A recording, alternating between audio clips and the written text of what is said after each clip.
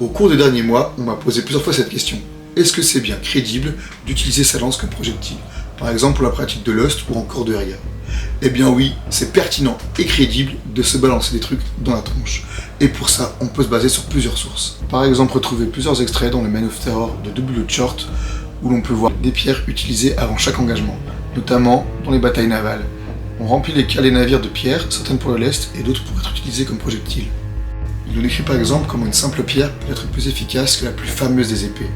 Elle ne coûte rien, est accessible partout et peut causer d'importants dégâts avec un peu de précision.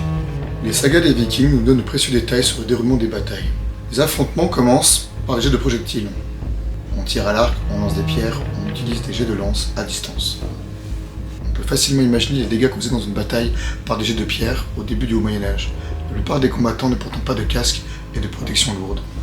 On peut par exemple récolter de précieuses informations sur les sources iconographiques. Sur la célèbre tapisserie de Bayeux, on peut y voir les affrontements de Hastings très bien détaillés. On y jette à peu près tout, y compris des masses. Bon du coup, tout ça, c'est sûrement efficace, mais en tout cas, c'est très fun.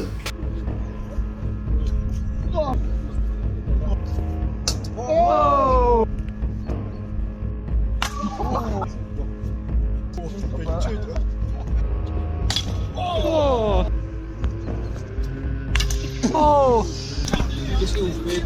On s'amuse à acheter nos armes sur la quête. Est-ce qu'on peut proposer ça comme activité au contrôle? Ouais. Oh! Ouais. Oh!